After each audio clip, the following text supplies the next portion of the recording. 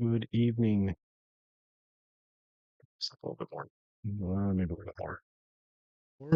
There we go. Okay. Now I'm in the yellow. Good evening, everyone. Welcome back. It is Wednesday. That means it's Writing Wednesday. But if you've been following along, we actually finished up the story last Wednesday, and we spent Monday making the artwork, which you should be able to see over in the corner there for the cover. It's not set in stone, but that's what I'm leaning towards until I try again, I guess. So we are actually working on editing on this stream. We'll still be doing the 20 minutes or 25 minutes, I think is what it's set at, editing, 5-minute breaks. And then every four, can you guys hear my dog? It's chewing on something outside the door. Every four rounds we'll take a longer break. But anyway, I've been editing a little bit, even though I said I wasn't going to. I did it anyway. So we're on chapter 5 now. And let's get to it. I'm using Red Pen as the app. There we go. I guess you guys can't see it. I'll move this down for just a second so you guys can see. So there's my Red Pen summary for this chapter. I'll go through and check out all these marks that it's made and see if I want to change it. A lot of the errors are in the dialogue, which is fine because I feel like the dialogue is a little bit more um, natural sounding when it's got those errors in it.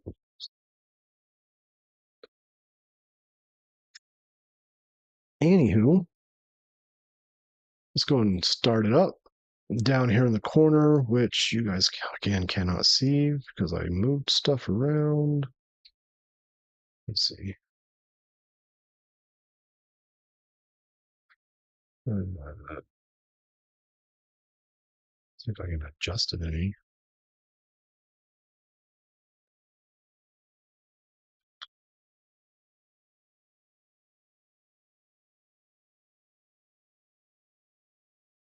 Smaller, move it over.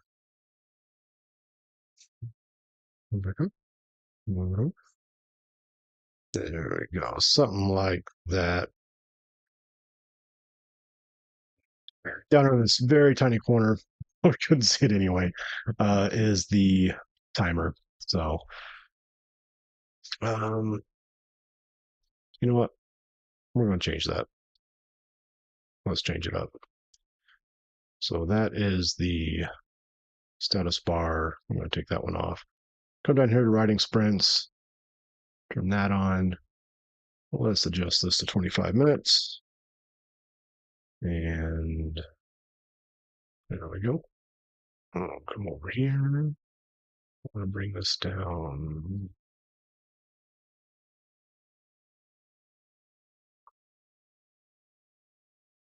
Let's see. Red Pen, where are you?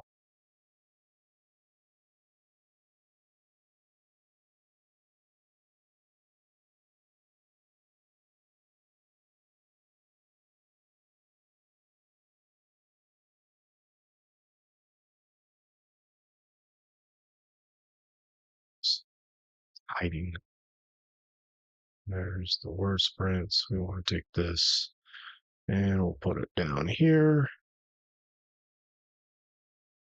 Make that smaller. There you guys go. So now you can see it. Excuse me. All right, let's get after it.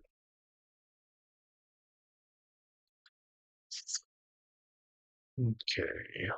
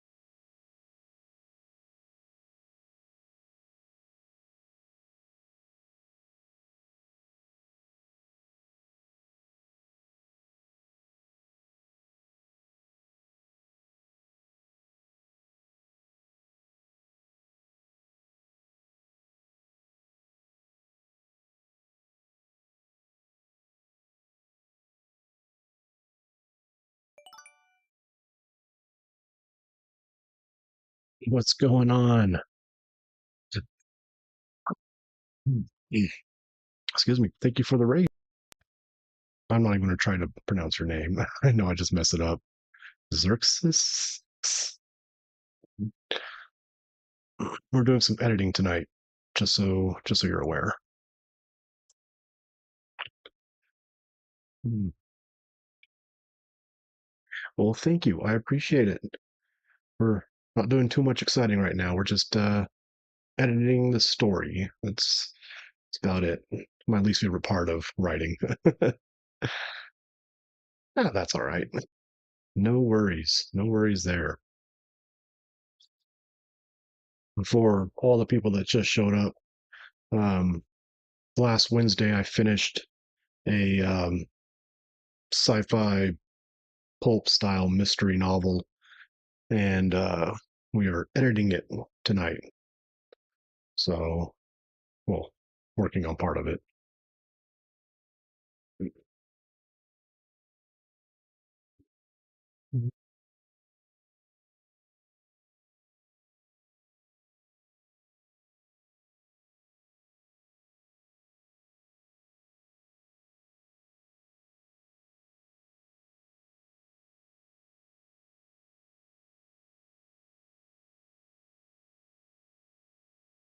Thank you. You too.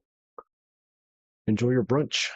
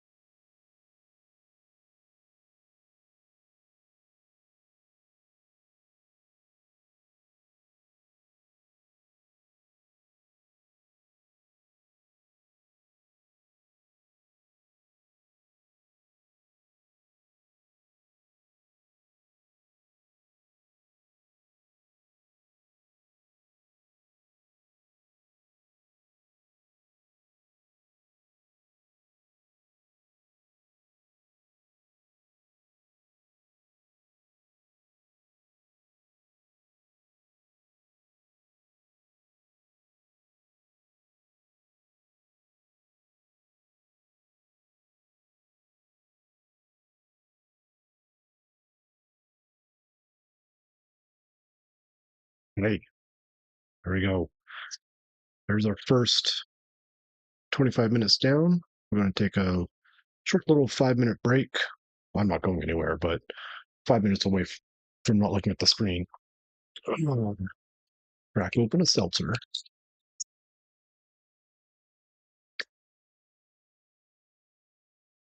How's everyone doing tonight?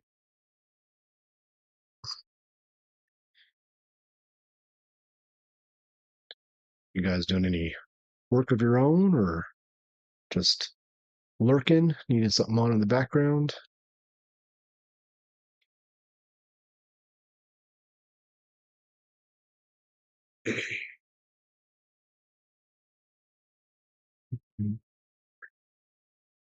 Last Monday, we worked on the artwork. I'll make this a little bit bigger. So we made this on stream. Thought it came out okay. Here's the actual painting. Painted it on stream and then added the text.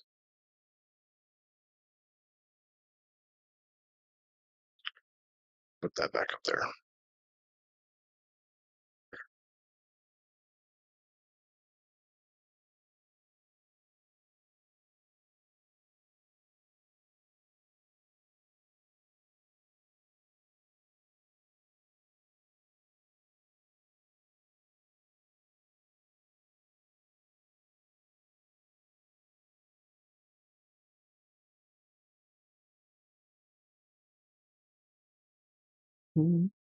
Yeah.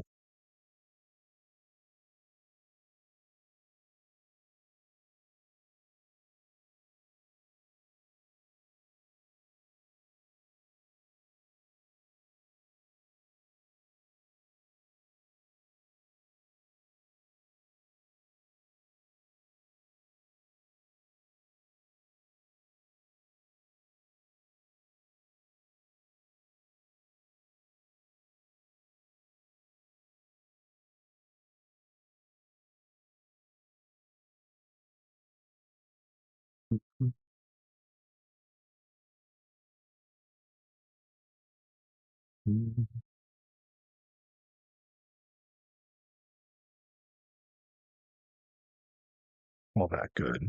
We'll start another 25 minutes of line reading slash editing.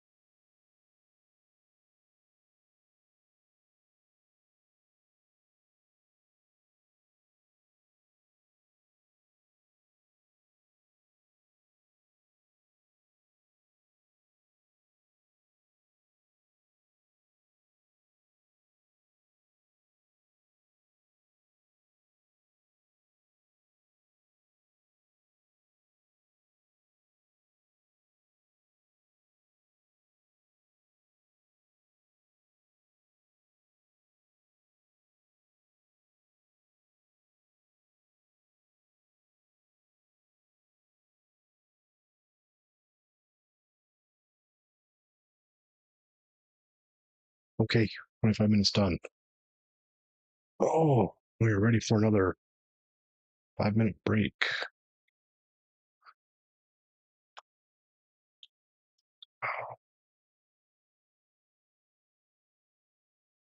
Mhm.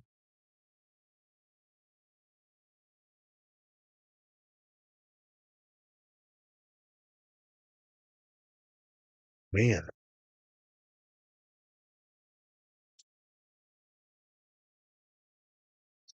what am I doing? I know this isn't the most exciting thing. Watch someone editing, but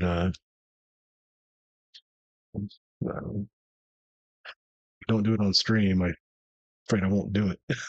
I need you guys to keep me accountable. Um,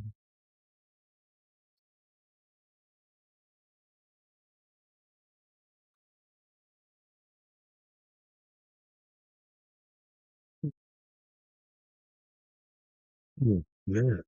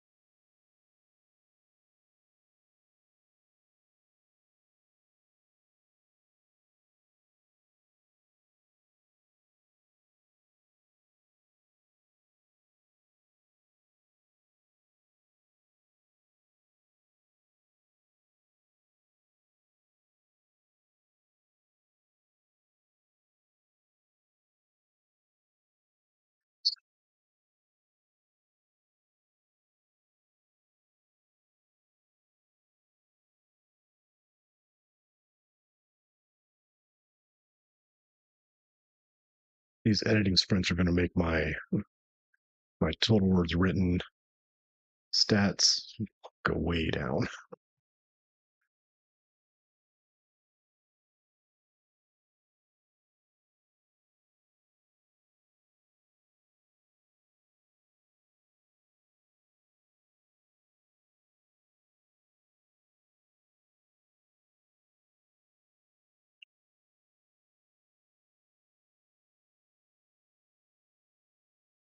More minutes. Let's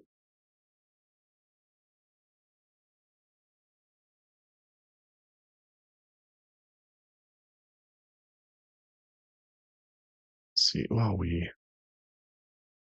wait, I'm going to look at some stuff.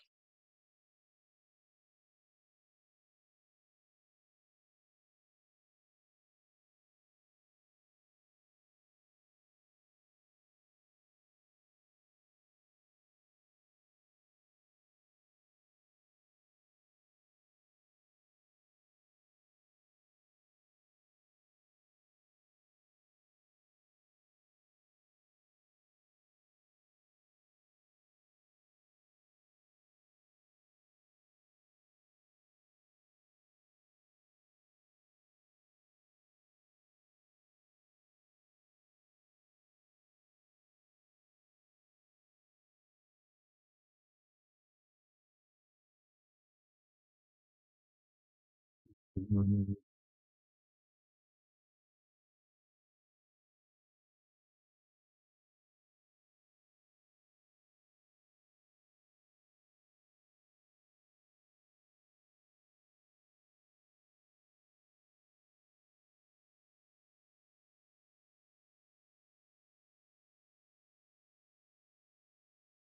Time's up.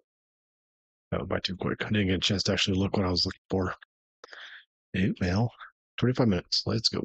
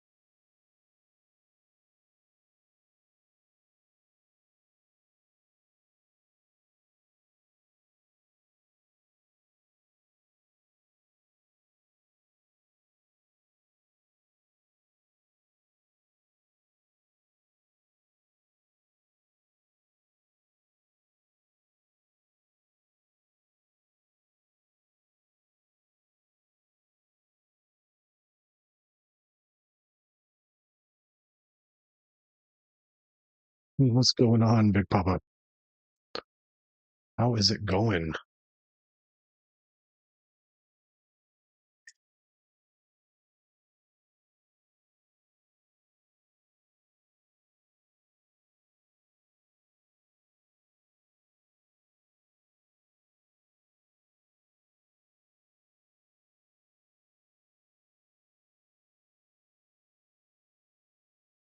We are editing the story that I finished up last Wednesday. So that's the plan. We're doing an initial line edit slash continuity edit. Um, Anything I noticed I'd missed um, or thought of near the end of the story, going back and added that. So then on Monday's stream, we actually made a cover for the story on stream. So that was fun.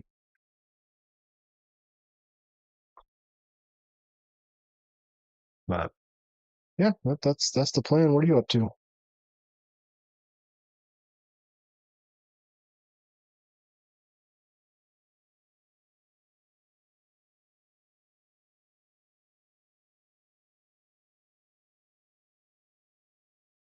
Doing anything exciting this evening?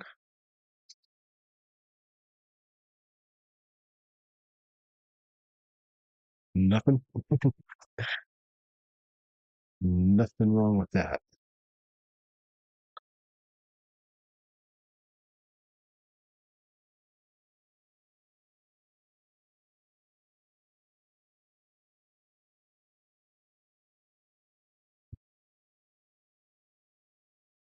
Hmm.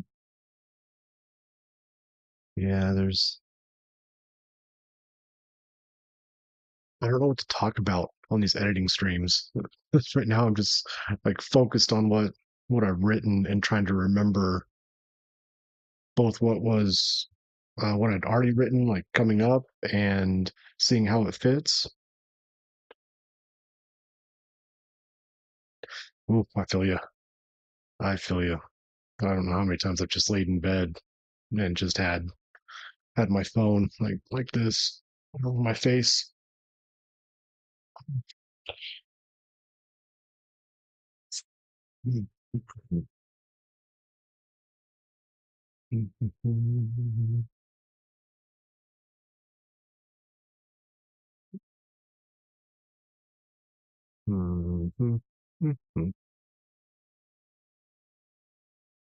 Oh boy,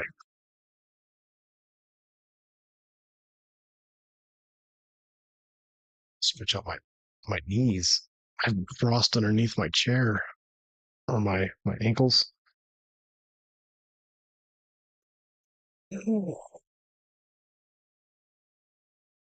Yeah, that's why I haven't deleted my little drafts or my plot things I've drafted so far, just in case. But I'm on the one chapter that I did not get to my original word goal right now. So I'm trying to see if I can find places to add a couple more words. And like one of the things I've done is I've changed the name from laser gun to laser pistol. So anytime I see laser gun, I have to change it. I'm not supposed to be writing. Still on break. Still on break for 2 more minutes. I should put some music on for you guys, even though I'm not listening to it. I suppose I could. Oh, that's loud. I'll turn that down a little bit.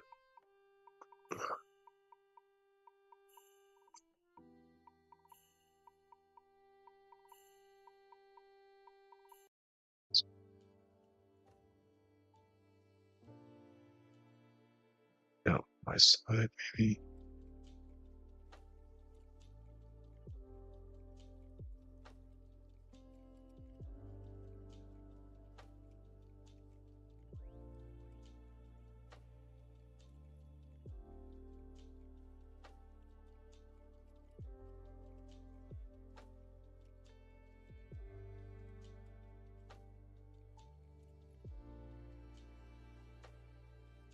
One more minute. Break's almost over already. I'm telling you, these 5-minute breaks, they just fly by.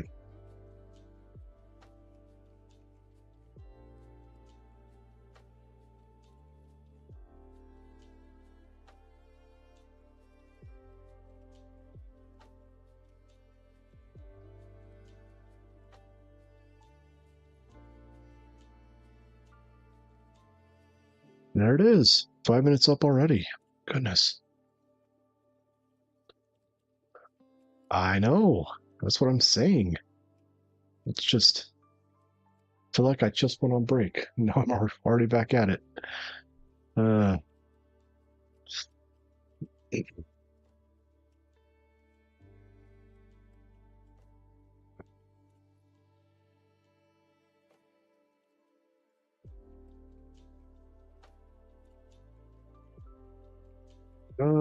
let's see here.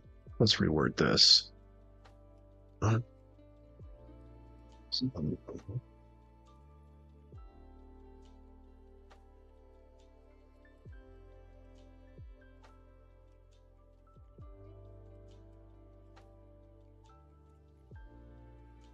There we go. It's a little bit better.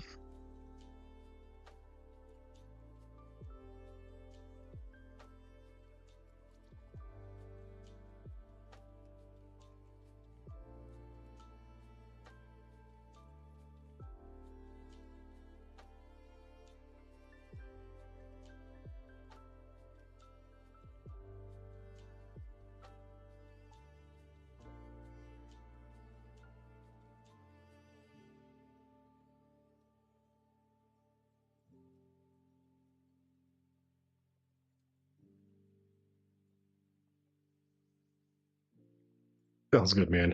I'm trying not to focus too hard on it because I know that watching someone just stare at a screen could be kind of boring. So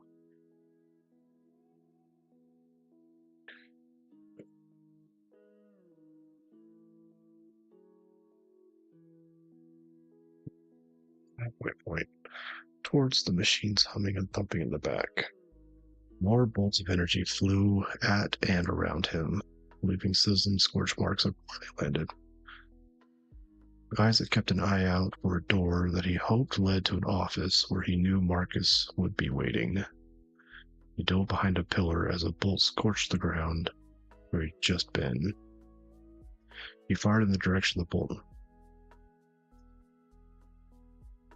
Let's see here, let's change that to came from and smiled as he heard another gangster.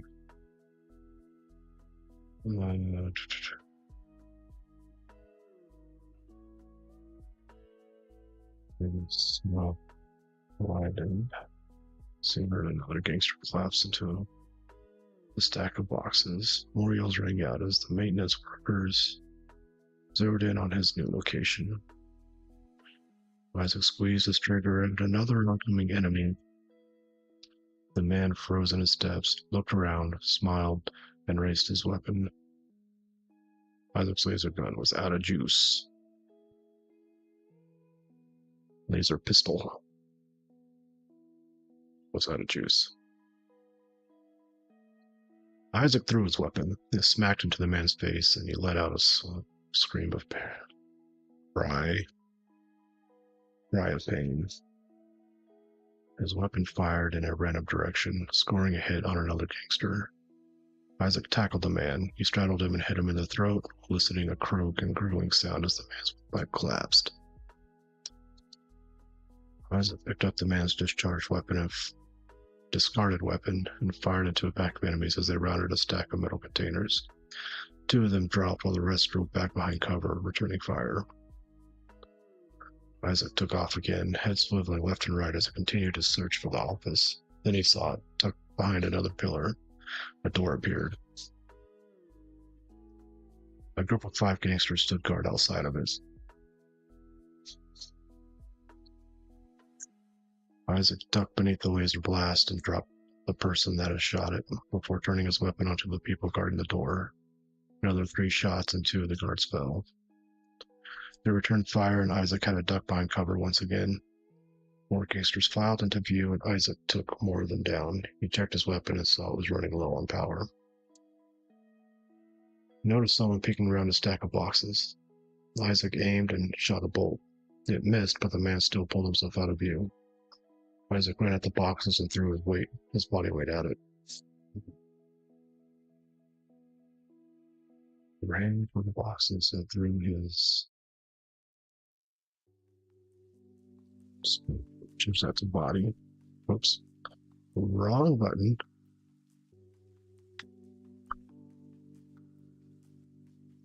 They collapsed with a large clatter. The man's surprised yell was cut short as the weight of the boxes crushed him. Isaac scrambled over the wreckage and found his victim's weapon a few feet away. He snatched it up and shot the nearly depleted laser pistol at another group of workers as they came into view. When the power finally gave out, he threw the weapon away and continued firing with the new laser rifle. With the newly acquired laser rifle. That's the how you spell acquired. There it is. Isaac returned his attention to the office door. Another guard had appeared, but Isaac made short work of her. Another few shots and the rest of the guards were down. Isaac made a break for it. He sprinted towards the office door. More laser bolts buzzed by his head, making the hairs on his neck stand up. He reached the door and found it to be locked. He wasn't surprised by this, but he was still a little disappointed. He fired a few bolts at some new enemies, keeping them at bay, while his other hand searched the bodies around the door. He finally found what he was looking for, a black key card. It was larger than the ID tags he'd been finding, and when he placed it to the access panel, he smiled as it beeped. As to his side and read. Please, as it beeped.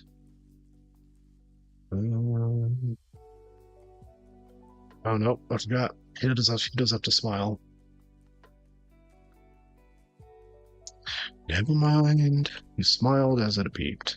He's doing a lot of smiling in this chapter. That's something I'll have to go back and fix in round 3. The smile quickly faded as the display flashed yellow instead of green. He looked closer and saw that this panel also required a thumbprint. He dragged the body of the guard that had been holding the black key card over to the panel and placed the man's thumb against the scanner. The display flashed red. Isaac tried again, this time with the man's other thumb, red again. A dual authenticator. That's annoying. Isaac looked around at the other bodies. It took him 2 more tries before he found the guard with the correct thumbprint. He fired a few more shots from his rifle to keep everyone back and then entered the office. He slammed the emergency button once. He was safely past the threshold and looked around the office. Weapon raised as the door shut and locked itself once more. The room was empty, except for a desk and a few shelves and a bookcase. No Marcus, no anybody. Isaac let the weapon drop as he cracked his neck. He made his way over to the desk. A few taps brought up a hollow display. It was locked and he didn't have the password, or passcode, so he moved on to the drawers of the desk. They appeared to have been cleaned out, with only a few data disks remaining scattered on the floor. The shelves held a few mementos, but were otherwise unhelpful. Isaac moved on to the bookcase. It was full of old-fashioned books. These have got to be worth a fortune, Isaac thought to himself as he picked up one of the books and leafed through it. Books containing real paper had become a scarce commodity since the United Earth Federation had banned the cutting and processing of wood in an effort to preserve the few remaining forests. Other mediums have been tried and tested, but they did not produce the same result as pages in the books that lined this bookcase. Marcus must have spent a lifetime or two acquiring these, especially to be left down here in a warehouse. Isaac paused in his pursuing of a copy of The Man in the Sea. He wouldn't leave these here, unless he had some way to get them to and from his house. Isaac carefully placed the book back on the shelf and examined the bookcase. He felt around the edges and under the shelves. He reached his hands behind the books, feeling in the corners until he found it. His finger pressed down onto a small latch. With a click, the bookshelf opened on hidden hinges. A dark staircase revealed itself. The bookcase clicked back into place as Isaac began his descent.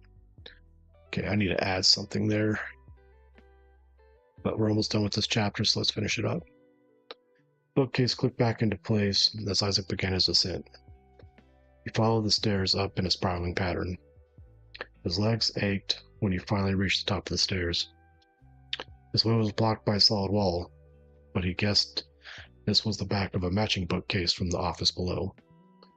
He quickly found the release latch, and with weapon at the ready, he entered the true office of Marcus Heron. He found his target sitting behind a large oak desk. Marcus did not move as Isaac entered from behind the bookcase, though his eyes followed Isaac's every move.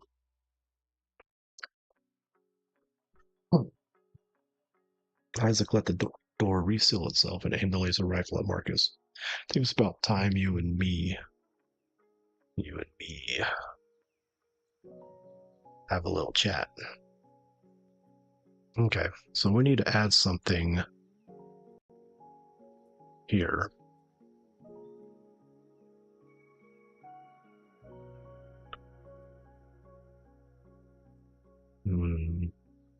Okay.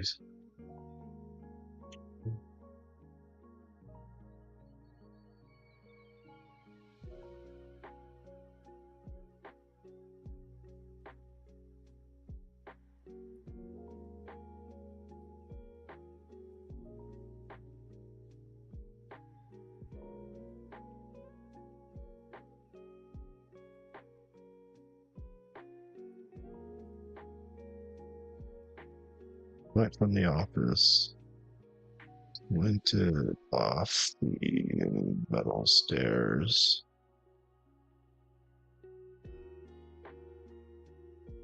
Spiral up into darkness. There we go.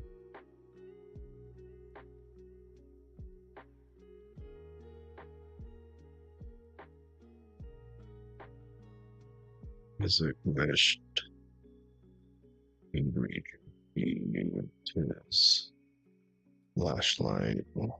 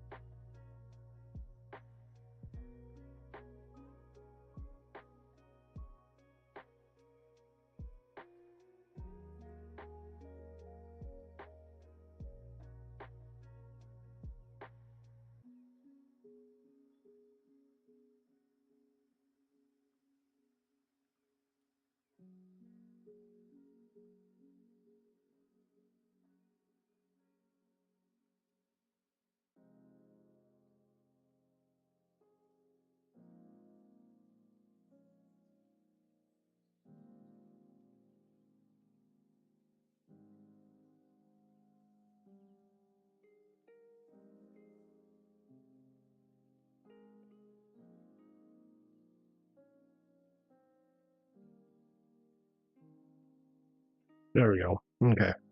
That makes a little bit more sense.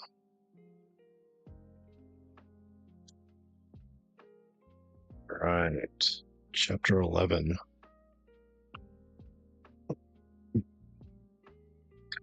Marcus motioned towards a chair opposite of him.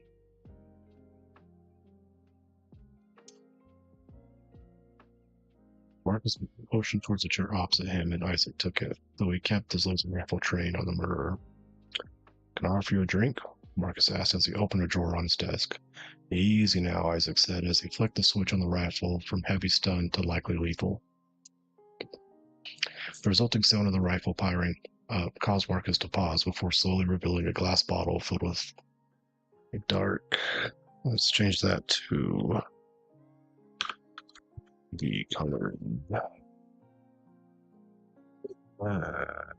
No, that's not right. Just call it a dark brown liquid and 2 crystal glasses. Just some old earth whiskey, Marcus said as he lifted the cork out of the container and with a corkscrew and began pouring them a glass each. It's the real stuff, hundreds of years old at this point. Been carrying it with me to every colony I visited all this time, just waiting for the right moment, and this seems like it. Isaac cautiously took the offered glass and gave a sniff. He knew there were many tasteless and colorless poisons in the galaxy, and wouldn't put it past a cornered killer to attempt that kind of underhanded tactic. Curiosity got the better of him, and he took a sip. He coughed at the sour taste and almost spilled his glass onto the desk. I know, Marcus said as he suppressed his own choking. Not as good as I'd hoped. Must have soured through the exposure of space radiation. He dumped his glass and the rest of the bottle down a waste disposal beside the desk. Isaac kept his glass, however, and took another sip, doing a much better job of keeping the drink down now that he knew what to expect. He felt he needed to prove himself as more of a man than Marcus, most likely due to the difference in upbringing. Oh yeah, this is one of those paragraphs where I was like, this is something I need to fix in editing. So let's see if we can fix it.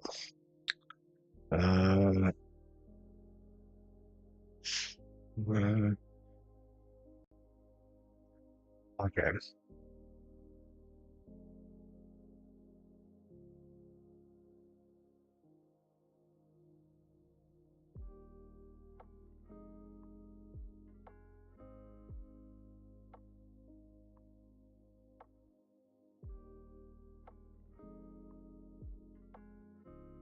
Felt.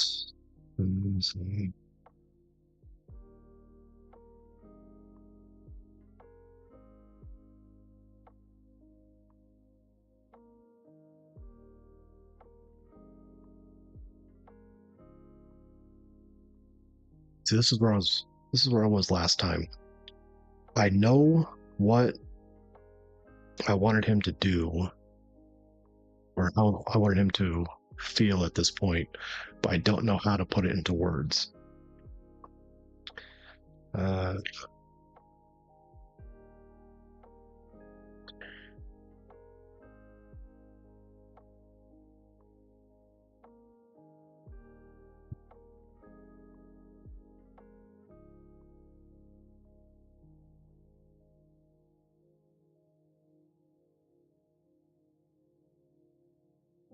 yeah, there we go. Right. That's where I was messing up. Wrong first word is his sense of pride wouldn't let him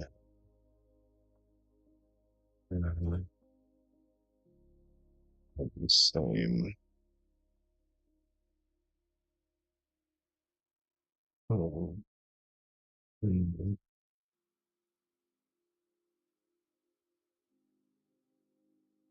something like that. Now this will probably get reworked in round 3, but his sense of pride wouldn't let him have the same opinion as a murderer. Yeah. Enough small chat, Isaac said as he placed his glass on the desk. Well, why did you do it? Why did you kill Tracy or Trudy PC? I can't even say my own characters' names. Marcus sighed as he pulled a different bottle from his desk. A red wine had appeared. Red wine. It appeared to be from the label.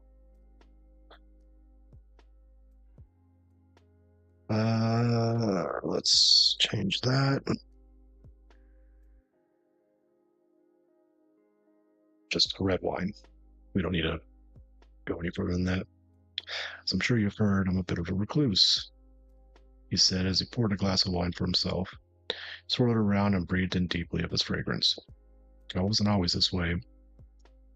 I was very stereotypical, or so I'm told. Spent many a week on benders, drinking, partying, drugs. If a resort wasn't entertaining enough, I'd buy it and mold it into one more to my liking. Did this over and over and over. Okay, hold on.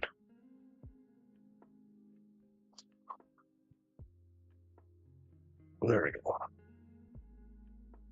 I was a very stereotypical rich kid. I did this over and over and over. To be honest, I don't remember a lot of it, but I've got my receipts. My father always told me to keep the receipts, tax write-offs and whatnot.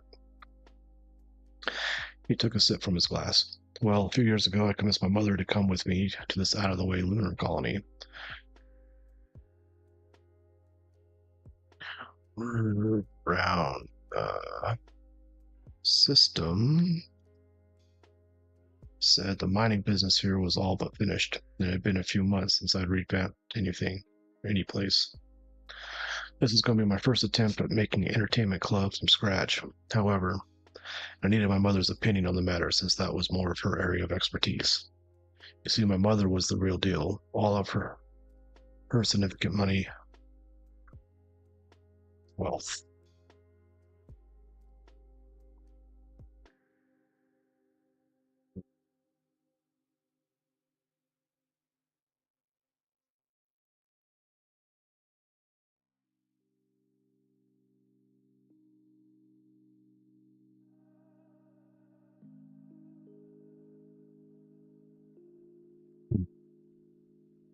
Sure about that. All of her significant wealth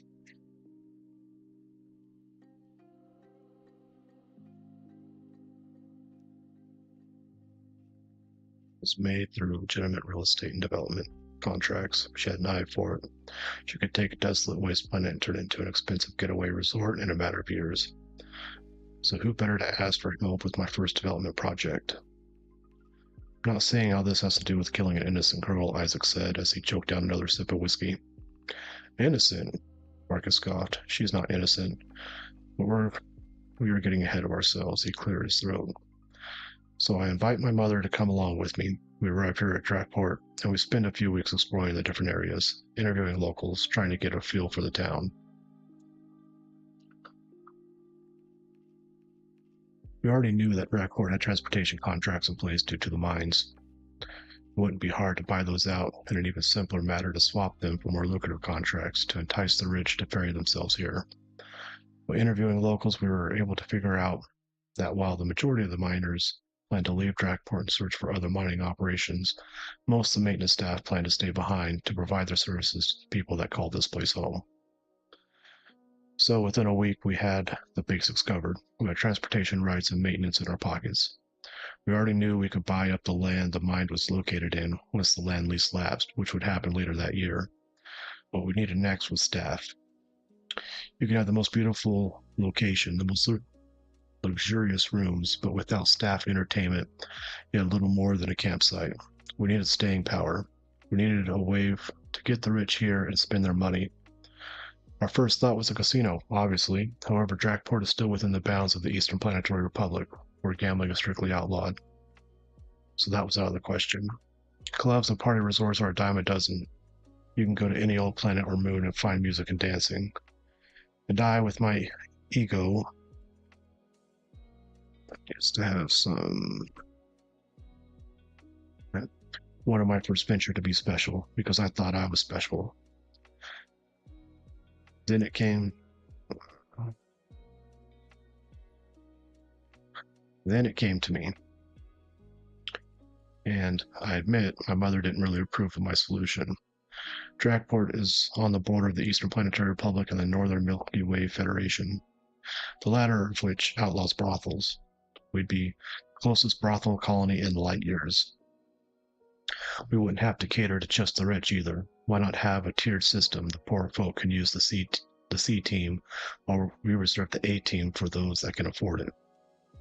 So, armed with this brilliant plan, my mother and I set off to the less reputable part of town to talk to some of the brothel workers down there.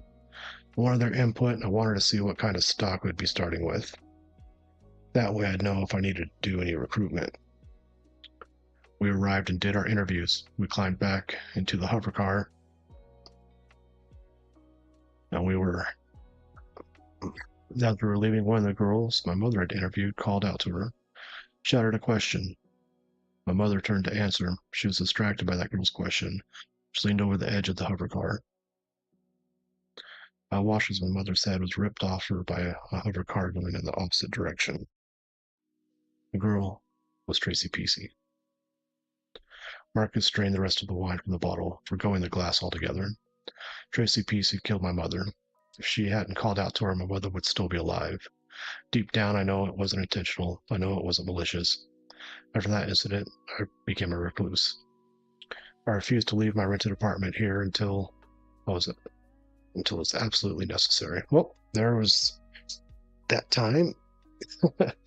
So we have another 5-minute break, I believe. Or is this the 15-minute break? I think this is the 15-minute break, actually. So we got a 15-minute break. I'm not going anywhere. Except maybe to stand up, but... Oh, what's going on, Tinker?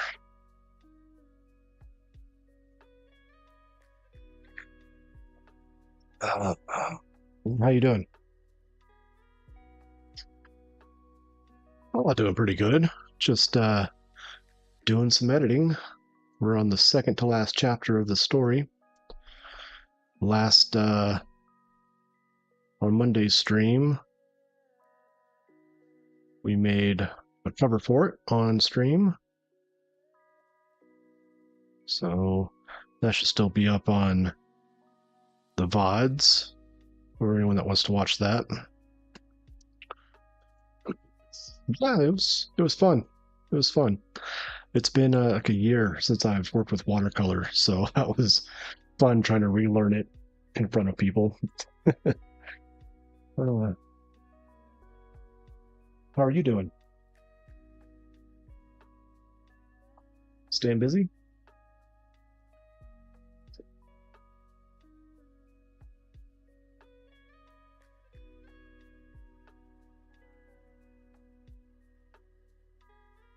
Ooh, just got back, huh? You having to work this week, or were you able to take the week off to go up there?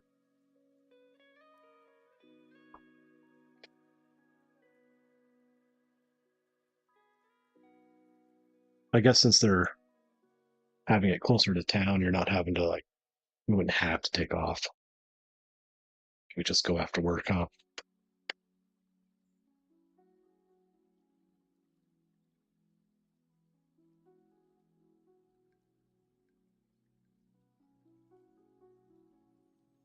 How's it going over there? Is it it's been let's see. Yeah, it's hot. Yeah, I feel that. Did you get any rain out there this morning?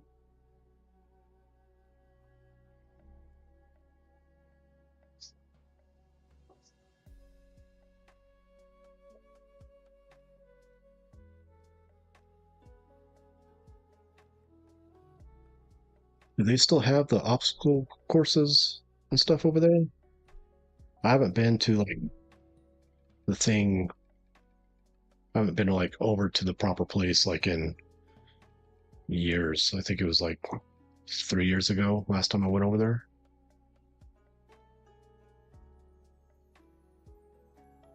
Oh yeah, that's awesome. I went swimming today, so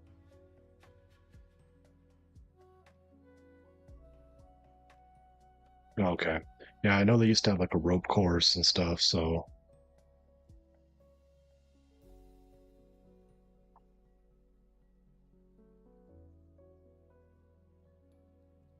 you was it with you that we went to that for an overnighter? and they like tied us up with ropes, and we had to like escape. Yeah, yeah, I remember that.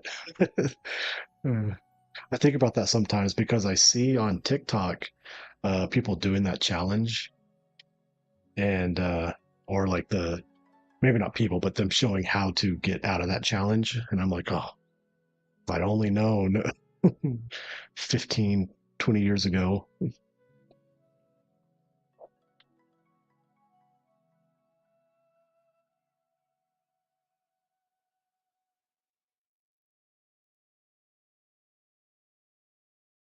Yeah, I think that was actually the only time I went there. Besides my sister's wedding was held out there, and then we went over there for a party. They had like food trucks and craft vendors and stuff out there one year. Okay, I'll be right back, everybody. Uh, Still got 10 minutes left to my break, but I hear my baby crying, so I'm gonna go check on her real quick. Sit tight. All right, have a good one, Tinker. I'll talk to you later.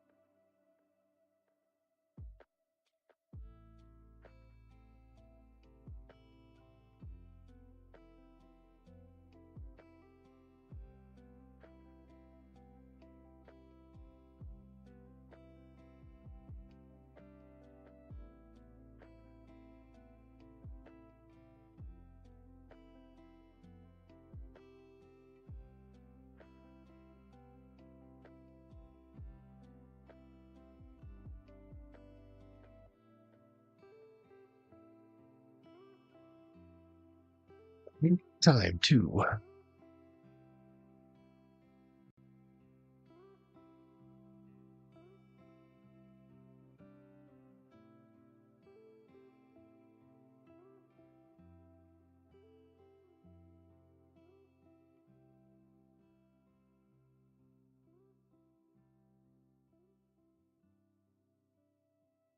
Man,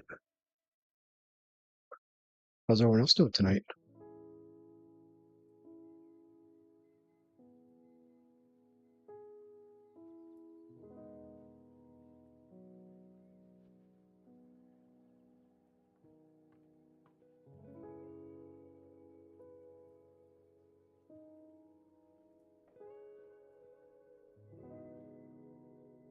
We wait. I'll just bring this up so everyone can admire my amazing painting skills. Hmm. Keep it so you guys can't read what I'm doing. You have to listen to me reading it.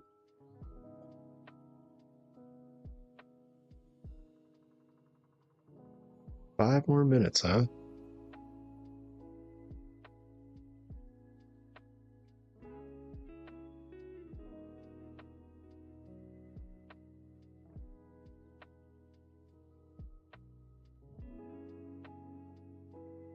Those wondering, this is the cover that I painted on Monday's stream, live on stream. So if that's something you guys want to see, should be in my VODs right now, or if it disappears and you want to watch it later, it's on my YouTube channel, which is linked in the chat at the moment. But yeah, here's the one I did. I just transferred it into my computer and added the text. That was it. So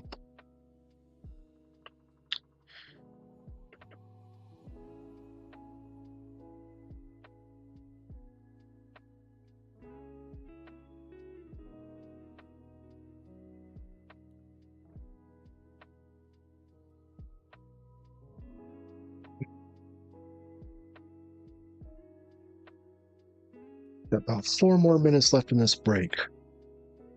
We'll get right back to it. I think we might actually finish up this first round of edits tonight. We're almost done with this chapter, and we got one more chapter after that. So,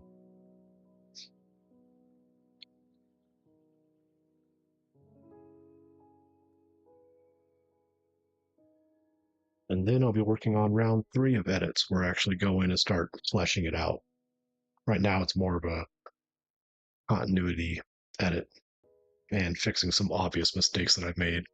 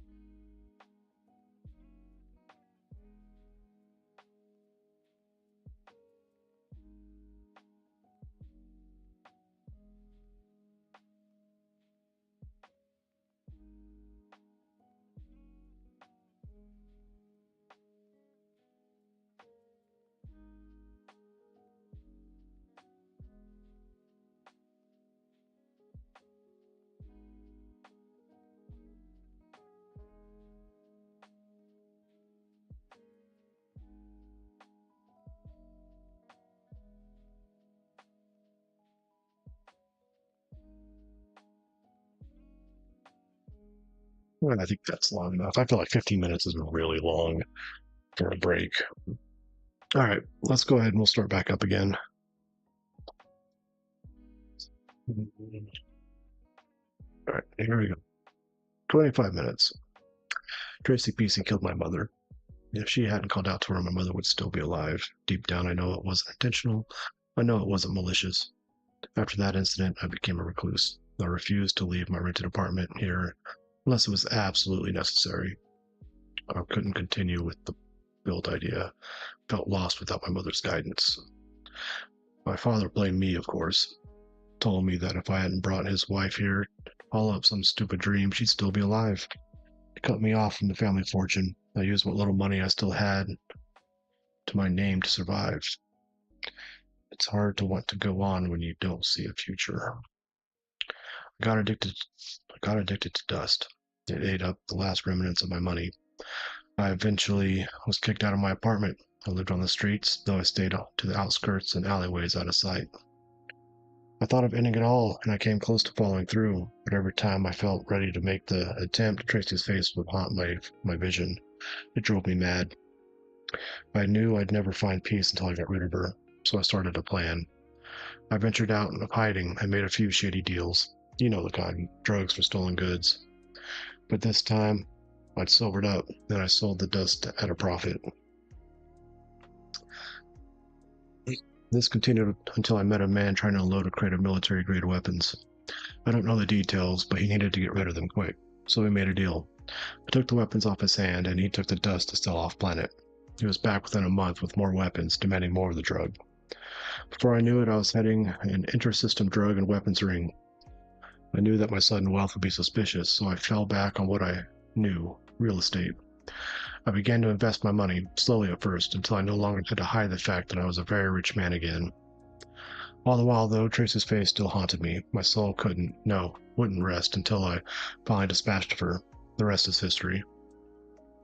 Isaac stared at the man across from him, his whiskey glass forgotten. His fingers tightened on his weapon. So after all that, you just walk in and stab her? That doesn't fit well with what you've told me of what I saw at the crime scene. I admit it didn't go as planned. I arrived pretending to be a customer, only to find out that she didn't take customers on Wednesdays. I had to blow my cover right away in order to gain access to her room. She wasn't there, of course, so I waited, psyching myself out. By the time she arrived back in her room, I couldn't control myself any longer. I jumped her, and, well, you saw the rest. I had to threaten poor Miss Joy to keep her trap shut, and then I had to modify the security footage. It's a good thing I had the security office in my pocket already. All that was left was a scapegoat. Lo and behold, who shows up, just when I need them. Marcus paused before waggling his finger at Isaac. You just messed up with one thing, Isaac said. You didn't check my arrival time. The security office had to let me go. But now you're here. As far as anyone knows, you're here checking up on your drug and weapons dealings, Marcus said with a smile, as a smile crept onto his face. For some reason, you dipped into your own supply of dust, came at me with a weapon, so I had to defend myself.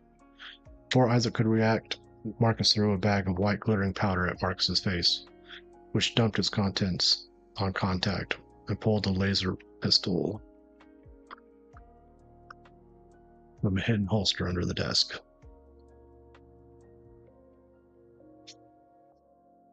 Isaac dove from his seat just as the bolt of energy charred the plush back cushion.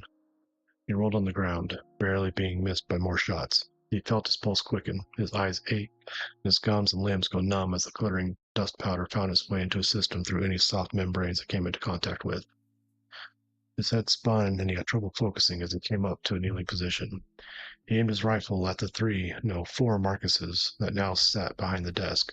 He pulled the trigger of his weapon, and a blast of energy passed straight through one of the figures. He fired another shot, and it missed its mark as well. Isaac shook his head, attempted to roll away again, but his reflexes were too slow now. A bolt hit his left leg, and he grunted as pain flooded that appendage. He glanced down at the smoking hole in his thigh, gritted his teeth, and emptied the rest of the powder pack into the general direction of the desk. A groan and the sound of something heavy hitting the wooden desk could be heard over the frantic clicking of the now empty energy rifle's trigger. Isaac dropped the weapon and collapsed backwards onto the floor. He did his best to brush off any of the dust that still clung to his clothes as he slowly sank into unconsciousness.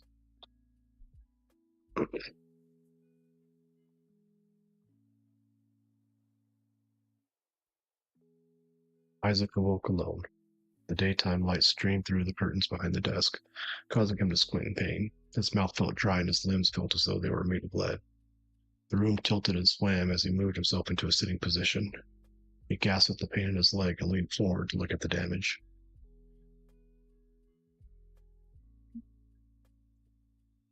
Which plug-in?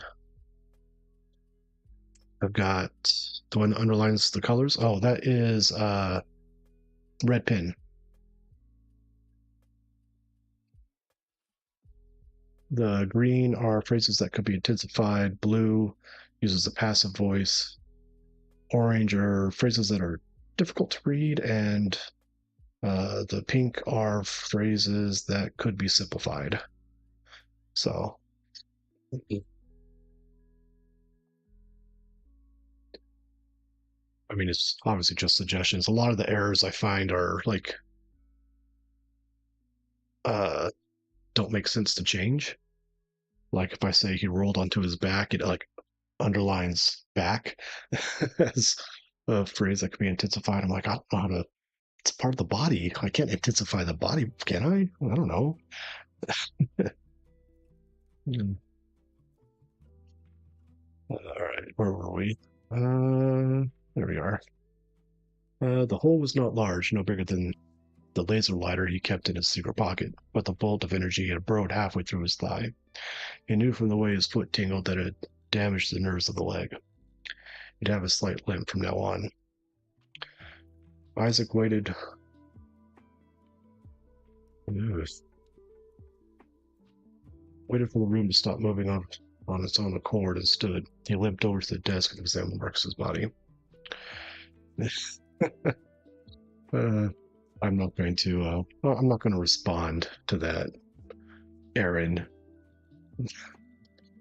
For those watching, I'm streaming on both Twitch and YouTube, and uh, Long Wilderness Walks is over on YouTube watching me do the stream.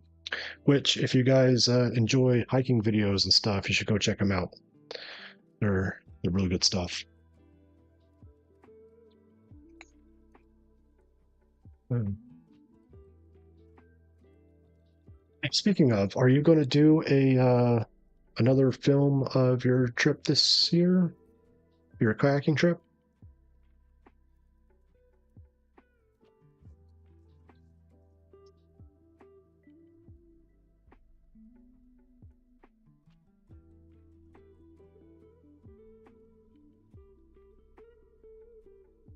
And that's going to be at Yellowstone. Is that correct?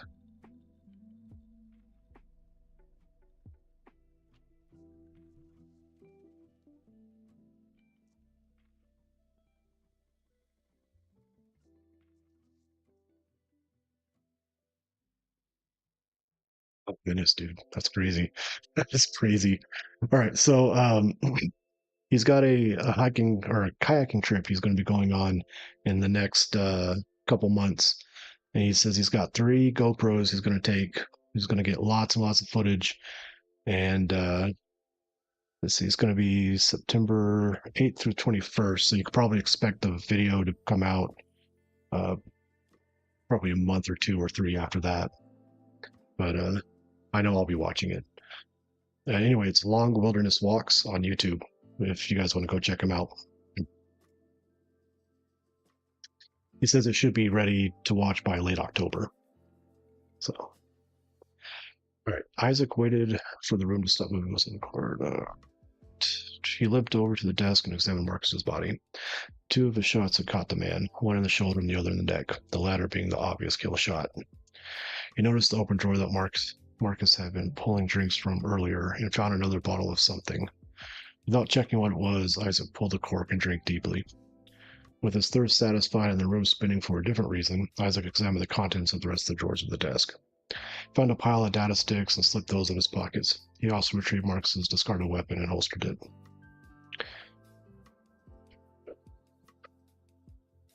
Satisfied, he left the room in the conventional way and made his way through Marcus's home until he reached the ground level and stepped out into a garage. He located a set of keys and limped his way to a hover car. Within minutes, Isaac was driving back toward Trackport proper. It took longer than expected for Isaac to reach Trackport's security office, mostly due to the bottle of mystery liquor he'd consumed in Marcus's office. He had to drive slow and felt the need to focus really hard on not swerving, but eventually found himself in front of the large building. He slowly made his way up the steps and into the building. Owen Mitchell, the security chief, sat surrounded by the rest of the security officers. Crime scene investigator Hale and Eliza the lawyer. They had been shouting at each other, but stopped when they heard the front doors slide open. They all turned to stare at Isaac as he came in. Don't just stand there, Isaac growled. Somebody get me a medipack. And he sat heavily into Louis' empty chair. Someone ran off to the meta station while the rest of the security officers crowded around Isaac. What the hell happened down there? What happened to Marcus? What happened to you? The questions kept coming, but Isaac ignored them. He waited until Hale returned with the medipack. She administered a sterilization foam that filled up the burned out hole in his leg. Isaac looked down hard on his fist as the medication disinfected the wound and sealed it against any bleeding, not that the burned flesh was bleeding to begin with. I need something for dust, he said as Hale started to repack the medipack. She looked at him questioningly, but pulled out a pack of tablets, and fishing out two, gave them to Isaac. He swallowed them, closed his eyes, and waited until he felt a cooling sensation sweep through his body. Finally, he looked around at the faces gathered before him. He gave them all a quick rundown of what had happened after Owen, Louis, and Eliza had left him in the maintenance tunnels, about the shootout in the warehouse, his talk with Marcus, and how he ended up in the shape he was in. He sat motionless as he talked, clinging to every word. When he'd finished, they began to talk excitedly amongst themselves. Looks like we've got a lot of paperwork to do, Frankie scowled as he moved off to his own desk. The other security officers followed suit, with Eliza following Owen into his office. Isaac grabbed Hale's arm before she could move off to place the medipack back where it belonged. I've got some data sticks I need you to go through. He reached into his pocket and pulled them out, shoved them into her arms. Go through these and let me know if you find anything interesting. Anything in particular you're looking for? Hale asked as she tried her best not to drop everything. Got a sneaky suspicion that Marcus was about to get involved with human trafficking. If what he told me was true, I think he was gearing up to restart his and his mother's idea for a brothel colony. If that's the case, he was going to need some men and women to service his clients. Hale understood. See what I can find out. Oh, and Hale, Isaac said, don't tell anyone else about this. She looked at him curiously, but eventually nodded and hurried off. Isaac continued to sit and wait for the dust to leave his system. When he felt up to it, he moved to the break room and collapsed on the couch. He woke a few times, once to relieve himself and another to eat and drink some water.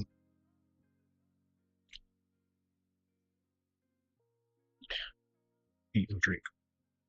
When he awoke for the fourth time, Hale was sitting in a chair next to him. She noticed him stir and leaned down close. Think I found something you might be interested in. You up for a stroll to the crime lab? Isaac nodded and stood. His legs still ached and he still limped, but the pain was much more manageable. He followed Hale to the crime lab and checking no one had noticed their disappearance, entered. They made their way to the 3-monitor setup. Let's change that. Display setup. And Hale had Isaac sit in her seat. She leaned down past him and brought up the information from one of the data sticks to the screen on the left, and the information from the second stick to the screen on the right. A second later, portions of the screen highlighted themselves. Isaac leaned forward and read the names. A growl escaped his throat as his heart began to beat in his ears. Daphne 7, arrival. Oh, here we go. There we go, guys. We need to come up with a date system. I forgot about that. Oh boy. All right, let's see here. All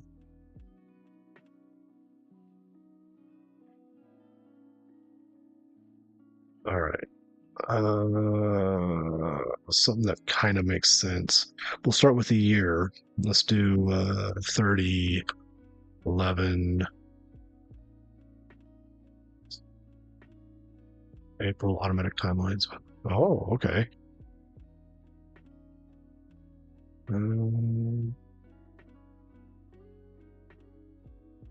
That's a plug-in. Let's take a look at it. April, automatic timelines. What do we got here? The theme generator for Obsidian. This plugin allows you to tag notes to generate timelines. So I have storytelling in mind. Start by adding some metadata to the notes you prepare your timeline.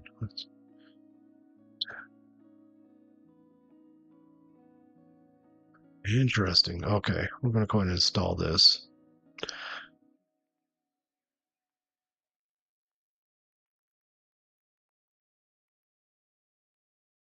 Gotcha. Okay. Yeah, I won't enable it just yet. I want to make sure I read through it and understand what all it does before I do that. In the meantime, let's go ahead and let's do that dot 45 dot, I don't know, 16. We'll just do something like that for now. And then we'll do 3011 dot 46 dot 02. There we go. It doesn't have to make sense. It's the future, right? Daphne 7 arrival 3011.45.16 Drakport, Eastern Planetary Republic. Yeah, no joke. No joke. Daphne 7 departure 3011.46.02 Easter Bay, or sorry, Esther Bay, Southern Star Planetary Sanctuary, Star System Sanctuary.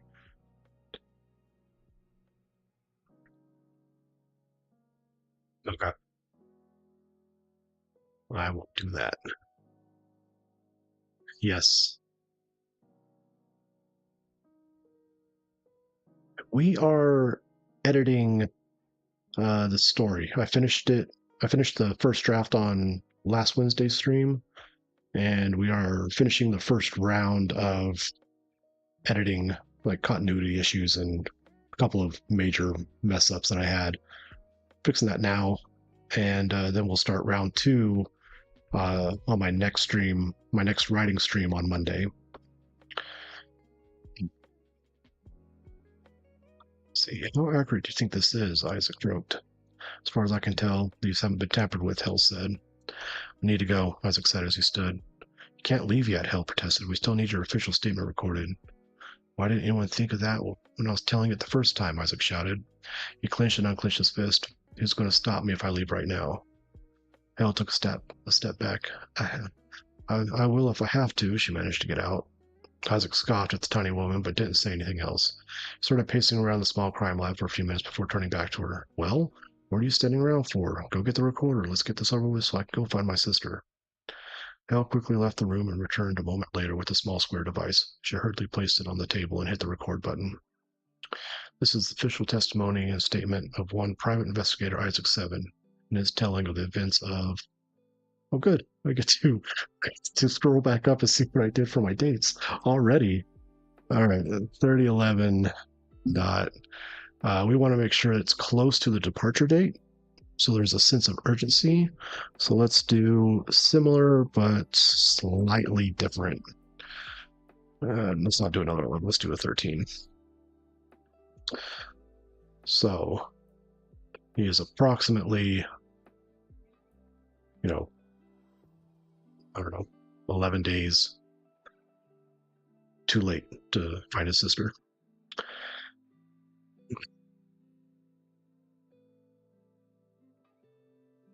Nice to meet you too, man. Sit back, relax, enjoy the music if you can hear it. I don't even know if you guys can hear the music or not. I got a little bit of music playing, but let's see here. We're doing about 25 minute sprints, by the way. Oh, thank you. Thank you for the follow. And as I do, let's go over here. Let's go over here to my Twitch, and let's go over here to my channel. Make sure that's muted. I try to follow back everyone that followed me, so if I wasn't following you already, I am now. An hour later, Isaac stormed out of the security office, climbed into the hover car, and drove to the spaceport, where his craft lay waiting. I'm on my way, Daphne. I'll see you again soon. Isaac 7, private investigator, had a new mission. He finally had a clue on where to find his little sister, and he wasn't going to let her slip away again. The end. for round one of the editing.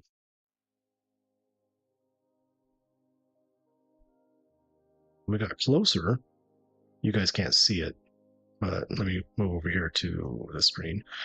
We got closer to this chapter right here, right here. Got close to it being at the original word goal.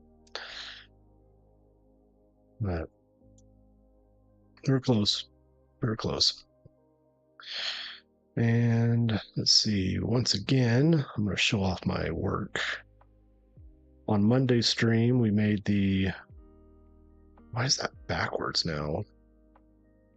Let's see here. Transform. Flip. Horizontally. There we go. There's the cover I made on Wednesday's stream, which can be watched in the VODs, or if you want to watch it later, it's on my YouTube channel, Joshua Many Things, over on YouTube. So, well, I thank you. Thank you. Yeah, we did it on live on stream. Here's the watercolor picture. I just scanned it to my computer. So it didn't start looking good until the last 30 seconds. I can tell you that. Well, I'm going to go and let the timer run out because I'm pretty much done with this editing for now.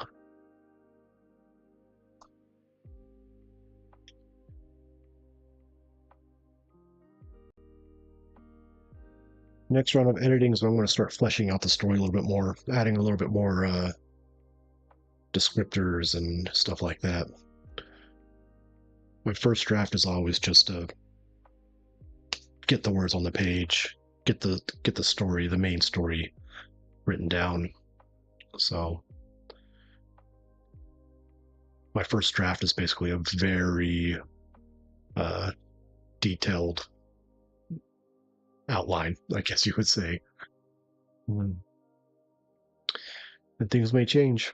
Just because you heard me speed read through it doesn't mean that's how the story's going to be in the end.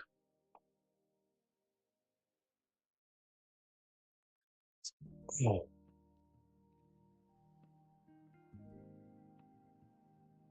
But yeah, I think that is just about everything I wanted to do tonight.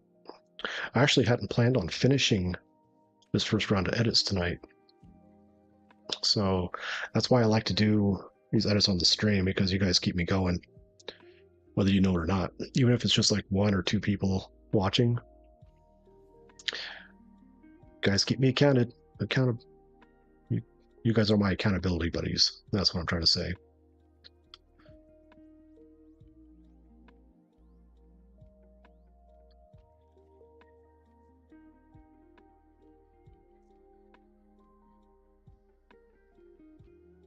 As soon as this timer runs out, that's probably going to be it for me. I appreciate everybody who stopped by, said hello. Thank you. And I'm going to mispronounce it. Is it Haig? Haig? I don't know. I appreciate you. I appreciate the follow. Really do. And like I said, I sent you a follow back. If you guys like camping and hiking videos, my buddy has a lot of videos out on his YouTube channel, Long Wilderness Walks.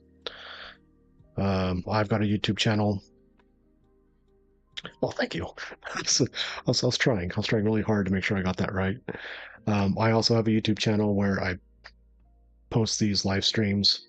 I also do like some crafting work. I've got some voiceover work I'm going to be putting on there soon. And I've got some like tech review things, my computer set up. I even have a video I just put up about how I use Obsidian and the plugins I use. So feel free to go over there and check it out.